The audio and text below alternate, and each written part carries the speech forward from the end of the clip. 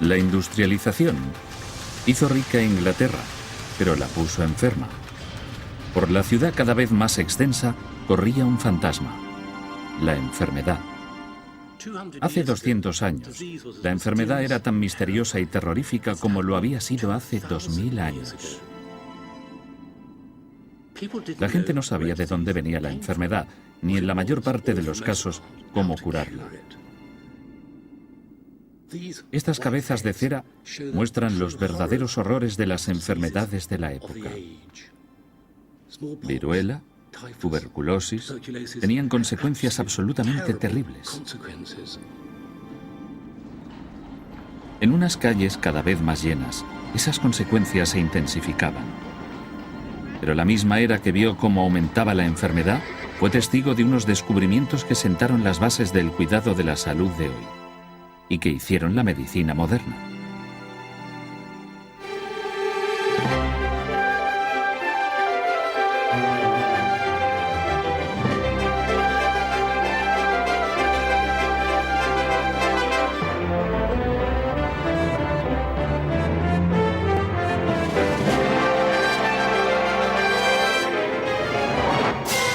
¿Qué hizo la revolución industrial por nosotros? La medicina moderna. A mediados del siglo XVIII, los británicos estaban preocupados ante todo por una cosa: su salud. Tenían un buen motivo. La media de vida era de 36 años. La gente solía automedicarse con tratamientos basados en poco más que superstición, magia y rumores. Había médicos con experiencia, pero sin un método adecuado para diagnosticar y curar la enfermedad. Las probabilidades de sobrevivir eran limitadas. El tratamiento médico más común era el sangrado. Se creía que esto devolvía el equilibrio al cuerpo y lo limpiaba de esas dolencias que la gente pensaba que se escondían en la sangre. Este tratamiento no solo era inútil, sino verdaderamente peligroso. La mayoría de la gente necesita toda la sangre que pueda tener, pero con una práctica médica basada en 200 años de malentendidos, no resulta sorprendente que cualquiera creyera que pudiera llegar una teoría para prolongar la vida o evitar la enfermedad.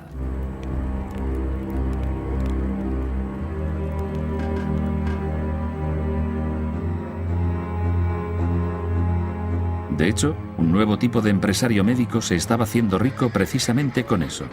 Colocaban sus mercancías en las concurridas calles de las ciudades de Inglaterra. Buenas tardes, señor. Bienvenido. Belno es un jarabe vegetal hecho en casa. Lo hacemos nosotros mismos en Cornualles. Es maravilloso. Este cataplasma cura todos los males. Se les conocía como quacks, matasanos. Entre los más famosos de Londres estaban John Bull y Joshua Ward. Estas píldoras y pociones podían ser muy raras, desde luego. John Bull vendía este extraño medicamento hecho con cochinilla, nuez moscada y azúcar. Estas cosas servían para curar el cáncer. Inútiles, por supuesto, pero inofensivas. Otros medicamentos no eran inofensivos.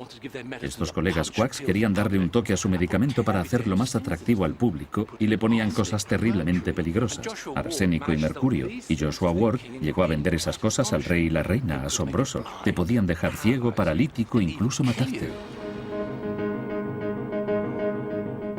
La gente empezaba estas pseudocuras con ignorancia y esperanza. La medicina tenía que cambiar y la revolución industrial la cambiaría con nuevos conocimientos, con nuevas ideas radicales y con experimentos científicos. Pero el proceso empezó en lo profundo de Shropshire, donde un médico extraordinario comenzó a convertir la medicina popular en una ciencia moderna. La historia empieza con un hombre que padece hidropesía, una grave enfermedad del corazón que hace que el cuerpo se hinche de una forma grotesca, como un globo. Ese tipo tenía un grave problema. Se iba a morir y moriría pronto, de la forma más dolorosa. Y entonces vino un gitano y le preparó un té de hierbas, una infusión. Y este extraño remedio popular en realidad empezó a funcionar. Parece que el gitano había tenido éxito donde los médicos habían fracasado. William Withering, un médico con una mente muy racional, oyó hablar de esto, le intrigó y quiso saber más. Withering rastreó el campo y al final obtuvo la lista de ingredientes de la misteriosa poción. La lista se perdió para la historia, pero para Withering solamente uno de los 20 componentes tenía sentido. Digitalis, una planta mortalmente venenosa que Withering solo conocía como algo que provocaba vómitos y alucinaciones. Gracias por venir. Dígame, ¿qué estaba en juego? ¿Qué es lo que esperaba conseguir Withering con su observación de las Digitalis? Bueno, era una observación muy importante. Esto es realmente el principio de la medicina científica moderna, Digitalis. Se habían usado durante siglos, pero no para esto. Bueno, el remedio del gitano aparentemente funciona. ¿Cuál es el problema? Bueno, era totalmente incontrolado, y solo el haber observado casualmente que se usaba mezclada con otras hierbas en esta vieja receta familiar no era realmente suficiente para el científico de Withering. Él realmente tenía que saber sencillamente cómo esta sustancia, fuera la que fuera, podía ser utilizada para su efecto óptimo. Withering se puso a trabajar.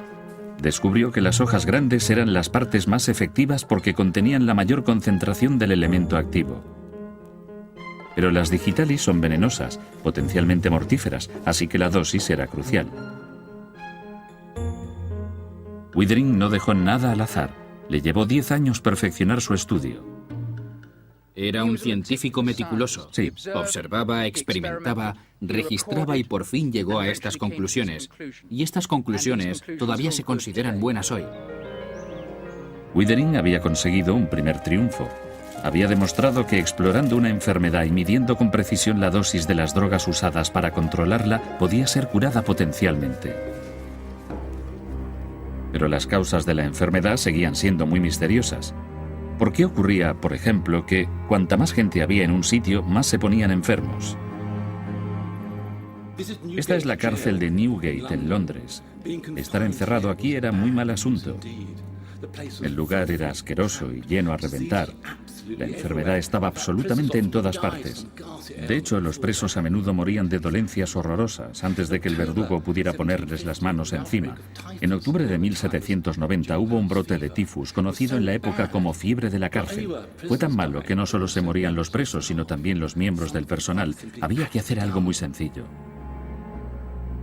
El director de la cárcel se fijó en Stephen Hales, un vicario rural conocido por ser la primera persona que midió la presión sanguínea. Hales, como muchos en la época, creía que la enfermedad era causada por el aire nocivo. Si pudiera inventar una forma de conseguir aire fresco en Newgate, entonces la fiebre de la cárcel podría llegar a ser cosa del pasado. Resultó que su aparato funcionaba, pero no por los motivos que él creía. Aquí está el ventilador de Hales, un ingenioso surtido de pulmones diseñados para respirar por la prisión. El proceso empieza aquí, en el tejado de la prisión. La energía generada por estas aspas de molino giratorias se transfiere a este pistón, el eje del cual baja directamente por aquí al interior del edificio. Así, solo con girar estas aspas se bombeaba aire, rico en oxígeno, al interior de Newgate.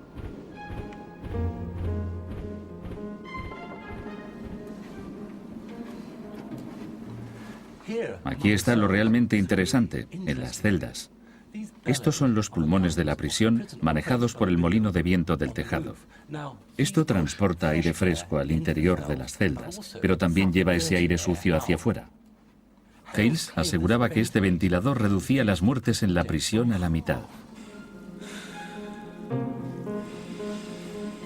En el Diccionario de la Lengua Inglesa de Samuel Johnson de 1755, la definición de ventilador es un instrumento ideado por el Dr. Hales para suministrar aire fresco en lugares cerrados. Su aparato habría reducido ciertamente la propagación de enfermedades transmitidas por el aire como la tuberculosis, aunque no tuviera nada que ver con la verdadera causa del tifus o fiebre de la cárcel, un tipo de piojos que no se descubrieron hasta el siglo XX. Se le podría llamar el padre del aire acondicionado. De repente, todo el mundo estaba interesado en su avanzada tecnología. Los ventiladores de Hales llegaron a utilizarse en alta mar, mientras la revolución industrial, hambrienta de mercancías, se abría al mundo del comercio. Pero en el apretado mundo bajo cubierta, acechaba una enfermedad que no se vencía solo con aire fresco. Cuando Lord Anderson volvió de dar la vuelta al mundo en su expedición de 1744, muchos de sus hombres habían muerto. Más de la mitad de su tripulación original, de casi 2000 hombres, había muerto de la misma enfermedad, el escorbuto. Los marineros sufrían terriblemente. Sus dientes se aflojaban y se caían. Sus encías sangraban y tenían hemorragias que, oh amigo, emitían olores terriblemente fuertes. Lo siento, pero es verdad. Y luego tenían la piel cubierta de cardenales. Finalmente venía un paro cardíaco y la muerte. El escorbuto estaba matando a más hombres que la acción enemiga. Una enorme cantidad de tratamientos era usada al azar para intentar detener la enfermedad. James Lynn, un médico naval escocés, propuso un nuevo tipo de prueba para descubrir si alguno funcionaba en realidad. Bueno, es hora de probar estos 6 tratamientos en estos marineros que parecen tan enfermos. Efectivamente, todos parecen muy enfermos. Esto es un poco de sidra para usted. Le vamos a dar un poco de agua de mar, señor. Esto es ácido sulfúrico. Y esto es una mezcla de nuez moscada y ajo con otras cosas. Y ahora le tenemos que dar un poco de vinagre. Ahora tenemos que usar una naranja y un limón. Y ten cuidado de comerlo todo. Es una parte muy valiosa de las provisiones del barco. Si quieres obtener una prueba justa, claramente tienes que asegurarte de que la gente a la que se le dan los distintos tratamientos son parecidos. Tendrían que tener el escorbuto con la misma intensidad, la misma dieta básica. Los cuidó a todos en la bodega. La única diferencia entre los marineros que recibían tratamiento sería el respectivo tratamiento. En todo lo demás serían similares. Así que él era metódico, científico, tenía sus pruebas clínicas, procesos clínicos. Eso fue el avance realmente importante. Esa forma de pensar es exactamente la forma en que hoy distinguimos los tratamientos útiles de los inútiles o de los verdaderamente nocivos. El primer ensayo clínico controlado del mundo demostró que uno de los tratamientos había ganado sin mover un dedo. Al cabo de una semana, los marineros que habían comido las naranjas y limones estaban listos para trabajar y cuidaban de los otros para que recuperaran la salud. La ciencia había demostrado categóricamente el caso de Lynn, pero el almirantazgo estaba anclado en otra época.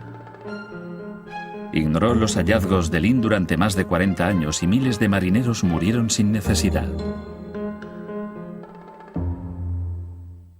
Para progresar, la medicina necesitaba más que solo avances, necesitaba patronos. El éxito de la revolución industrial se fundamentaba en pensar de otra manera. Y en Birmingham había un grupo de extraordinarios pensadores, incluso médicos, que llegarían a ser el faro intelectual de la revolución industrial. Les llamaban la Lunar Society. Esto es Soho House, la casa del fabricante Matthew Boulton. Invitaba a sus amigos a veladas amenas, pero esas veladas no eran solamente veladas de placer, sino un intento muy serio. Cuando se acababa la comida, los colegas se sentaban alrededor de una mesa para discutir sobre las maneras de cambiar el mundo. Y los temas que trataban eran muchos, evidentemente. Hablaban sobre industria, comercio, políticas radicales, las artes y, por supuesto, la ciencia. Alrededor de la mesa había hombres como Josiah Wedgwood, que había revolucionado la fabricación moderna, James Watt, el visionario de la máquina de vapor, y Erasmus Darwin, el médico que tuvo los principios de la teoría de la evolución a su alcance años antes que su nieto, un tal Charles. Pero era Joseph Priestley quien estaba preparado para dar el próximo gran salto en medicina. Joseph Priestley se sentaba aquí. Era un tipo fascinante. Tenía una mente inquisitiva y radical y estaba intrigado por las ideas emergentes de la medicina moderna. Priestley concentraba su búsqueda de la salud en la base de la vida, el aire. A Priestley le habían regalado esto. Es una enorme lente que cuando la pones contra la luz del sol, calienta cosas hasta una temperatura increíble. Aparentemente había pertenecido al gran duque de Cosimo de la Toscana, que lo había usado para torturar a sus súbditos por diversión, pero Priestley pensaba en un uso mucho mejor para esto. Así que Mike Priestley usaba esta lente masiva para calentar esta sustancia. Pero ¿cuál era su gran idea? ¿Qué ocurría en realidad? Bueno, esto es lo que Priestley llamaría la cal roja de mercurio. Esto de aquí. Y descubrió que cuando lo calentaba con esta gran lente, en realidad se desprendía un extraño gas. Un gas que llegaba hasta aquí. Sí, exacto. Y a través de estos maravillosos tubos. Luego va pasando por aquí y sale al final. Una vez lo tuvo metido en la cisterna, entonces podría jugar. Y vaya si jugó. Observó enseguida que este gas, a diferencia de todos los demás, tenía propiedades que daban vida. Parecía que alimentaba una llama haciéndola chispear y quemar con gran intensidad. Mire esto, ¿no es maravilloso? Es como un pequeño soplete. Priestley quería conocer el efecto de su nuevo gas en el cuerpo, pero ¿con qué o con quién experimentar? Su amigo y compañero, el químico Humphrey Davy, casi llegó a matarse al inhalar una gran dosis del altamente tóxico monóxido de carbono. Así que Priestley usó ratones. En un experimento anterior con otro gas, el ratón había expirado en 3 segundos, pero esta vez los ratones no solo sobrevivieron, sino que crecieron muy bien. Desde luego, tenía que probar este gas por sí mismo. Priestley respiró el nuevo gas y lo encontró muy placentero. Escribió: «He descubierto un aire 5 o 6 veces mejor que el aire normal. Con el tiempo, este aire puro podría convertirse en un artículo de lujo moderno». Priestley llamó a este aire flogisticado, pero no era un lujo moderno. Por primera vez en la historia había aislado la materia misma de la vida. Más adelante, en el siglo XVIII, a este aire se le dio su nombre actual, oxígeno. Priestley llegó a aislar dióxido de carbono. Gracias a su trabajo quedó establecido lo fundamentales que estos gases eran para la vida y la salud. Experimentos posteriores llevados a cabo por otros llevaron al descubrimiento del óxido nitroso, el gas de la risa, que se convirtió en el primer anestésico. La ciencia médica avanzaba a pasos agigantados, pero no podía con la más temida de todas las enfermedades. El monstruo manchado, como se le llamaba, era una enfermedad terriblemente mortífera. A diferencia de muchas enfermedades que parecían cebarse en los pobres o los desnutridos, la viruela no respetaba ni edad, ni clase, ni nivel social. Era la gran niveladora. En los años 1790, un culto médico rural, el doctor Edward Jenner, empezó a encajar partes de los indicios en la lucha contra la viruela. Su primera pista, basada en su extenso estudio personal, fue que no era una leyenda urbana que las ordeñadoras fueran realmente muy guapas, principalmente porque nunca cogían la viruela que desfiguraba. Parecían estar inmunizadas. Jenner estaba desconcertado. ¿Por qué iba la viruela, aparentemente una asesina que no hacía discriminación entre jóvenes y viejos, ricos y pobres, evitar a las ordeñadoras? La segunda pista de Jenner vino de Turquía, donde la esposa del embajador británico, Lady Mary Wortley Montague, hizo una crónica sobre las mujeres turcas que organizaban meriendas de viruela. Les daban a sus hijos una dosis diminuta de la temida enfermedad. Ellas habían descubierto que esto las protegía de cogerla totalmente. Los niños turcos eran inmunes, exactamente igual que las chicas inglesas que ordeñaban vacas, excepto que ellas no habían estado en meriendas de viruela. Armado con estas dos pistas, Jenner fue a la granja. Lo que descubrió fue que algunas ordeñadoras sí habían tenido una dosis de enfermedad. Aunque era inofensiva para los humanos, las vacas sufrían su propia enfermedad, que provocaba unas pústulas bastante alarmantes. Se llamaba viruela bovina. Observó cómo las pústulas de la vaca pasaban a las manos de las ordeñadoras. Estaban cogiendo la viruela bovina. Jenner dio un gran paso en un sentido. ¿Podría ser esto lo que hacía a las ordeñadoras inmunes a la viruela? Decidió experimentar.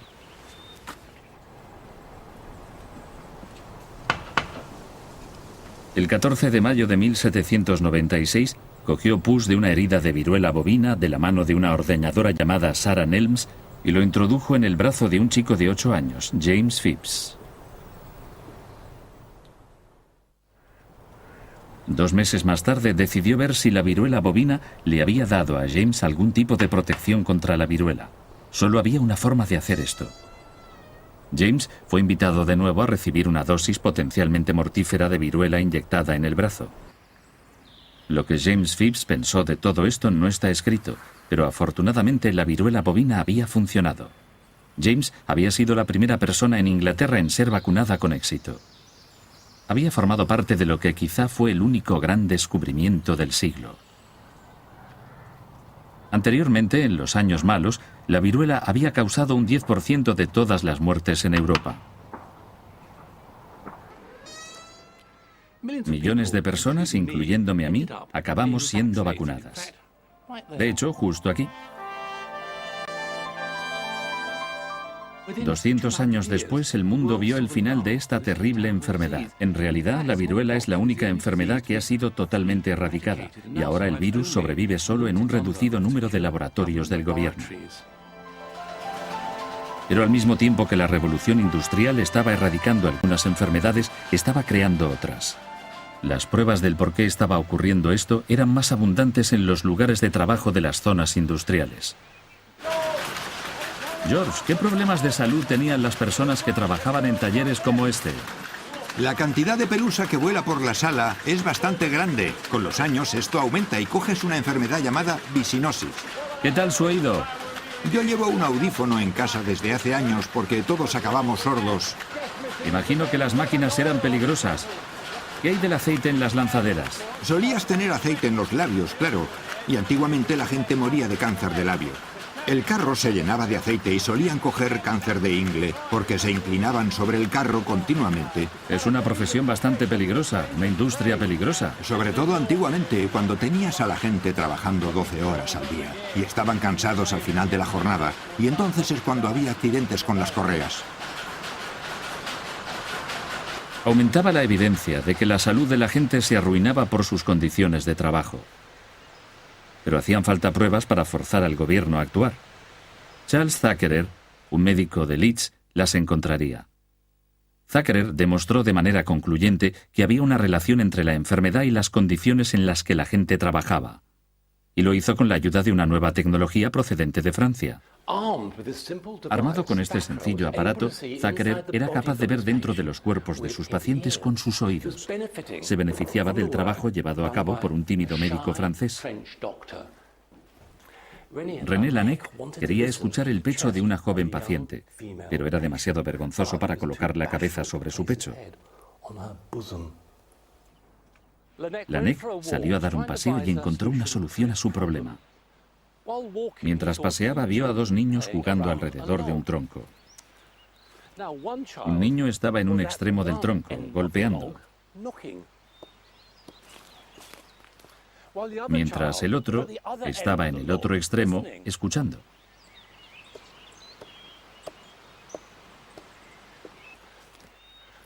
Laennec observó que el sonido viajaba a través del tronco con gran claridad, incluso se amplificaba. Se dio cuenta de que había encontrado algo. Inspirado por lo que había visto, y dado que era un excelente carpintero, lo que Laennec hizo luego fue esto. Creó este cilindro de madera. Esto es, en realidad, el prototipo de una de las herramientas más importantes que todavía se usan hoy. Podía colocar un extremo de su nuevo instrumento en el pecho del paciente y el otro en su oído. Podía escuchar y oír cómo la enfermedad congestiona y obstruye el cuerpo humano. De hecho, había creado el estetoscopio. El espíritu de investigación científica que había cristalizado en grandes inventos mecánicos en la revolución industrial también estaba empezando a desvelar los secretos de la máquina más grande y más compleja de todas: el cuerpo humano. El cuerpo era explorado ahora con mayor detalle que nunca. La anatomía básica del cuerpo había quedado bien definida en el siglo XVI, pero este nuevo trabajo era mucho más sofisticado. Esto es de William Hunter, Anatomía del útero humano embarazado.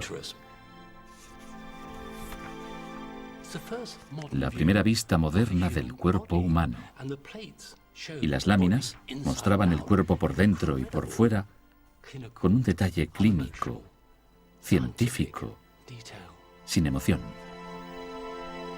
Sistema a sistema, los médicos se deshicieron de 200 años de rumores, especulaciones y esperanza, y los reemplazaron por hechos, razón y observación minuciosa. Era difícil conseguir cuerpos humanos de verdad, así que los cirujanos y los estudiantes trabajaban con modelos de cera como estos, maravillosamente hechos y asombrosamente auténticos en sus detalles. Pero por buenos que sean estos modelos y dibujos, no servían como sustituto de lo real. Los médicos seguían necesitando cuerpos para diseccionar.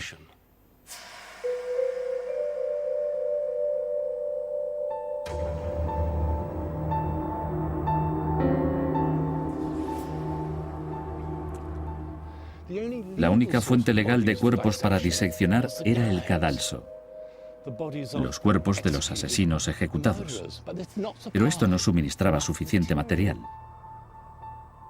Mucha demanda y poca oferta significaba que los cuerpos muertos se convirtieran en una mercancía muy valiosa. Un cuerpo fresco de buen tamaño se podía llegar a vender por 16 guineas a principios del siglo XIX. Los niños se vendían por pulgadas. Y el robo de tumbas ni siquiera era estrictamente un crimen, porque nadie era propietario de los cuerpos de los muertos. Pero todo el asunto del robo de cuerpos estaba lleno de ambigüedad y de distintos criterios, como fue el caso de Sir Ashley Paston Cooper. Sir Ashley Paston Cooper fue un médico eminente y cirujano del rey Jorge III. A estos médicos no les importaba emplear a ladrones de cuerpos para adquirir material para disección. Pero había algo más que un poco de hipocresía en la conducta de Sir Ashley. Hay una evidencia en esta segura cripta de que él deseaba firmemente que su cuerpo no sufriera el destino que él había infligido a los cuerpos de tanta gente. Ordenó que cuando muriera sus restos debían ser fortificados en este macizo sarcófago de piedra. Estaba determinado a que su tumba fuera inaccesible para los ladrones de cuerpos. Las precauciones de Sir Ashley reflejan el pensamiento popular de la época. La gente estaba furiosa con el extendido robo de tumbas. El periódico The Times incluso pidió que robar tumbas se considerara un delito capital. En el otro bando, la profesión médica estaba también en pie de guerra. El progreso médico, decían ellos, venía de una comprensión de la anatomía derivada de la disección de un vasto número de cuerpos. Este suministro de cuerpos estaba a punto de agotarse. El progreso médico, decían los doctores, se detendría. Entonces intervino el gobierno. Y se puso de parte de la ciencia. El Acta de Anatomía de 1832 ordenó que el cuerpo de cualquiera que muriera en la pobreza fuera entregado a los anatomistas. En los 100 años posteriores, los cuerpos de casi 60.000 personas fueron diseccionados solo en Londres. Es escandaloso, pero el Acta de Anatomía hizo posible que por fin la medicina enseñara y avanzara de forma coherente, seria y verdaderamente científica. Durante 200 años, nuestro entendimiento del cuerpo humano había estado virtualmente estancado, pero finalmente la investigación dio paso al método científico. Ya a principios del siglo XIX, los médicos eran capaces de diagnosticar, prevenir y curar enfermedades, algo que hubiera sido imposible imaginar solo 100 años antes.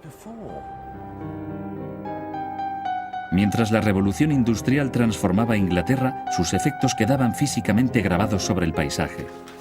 Los logros de ingenieros e industriales eran más visibles, pero los de los médicos pioneros no fueron menos importantes. Había una nueva percepción del lugar de la medicina en la sociedad. Todavía quedaba muchísimo por aprender, pero fue durante la Revolución Industrial cuando se sentaron las bases de la medicina moderna. Podéis conseguir gratis un cartel con un mapa de los lugares y acontecimientos de la Revolución Industrial. Para más información, podéis contactar con Open University llamando al 0870-900-0352 o visitando la página web www.bbc.co.uk/history. La próxima semana, maquinaria de guerra.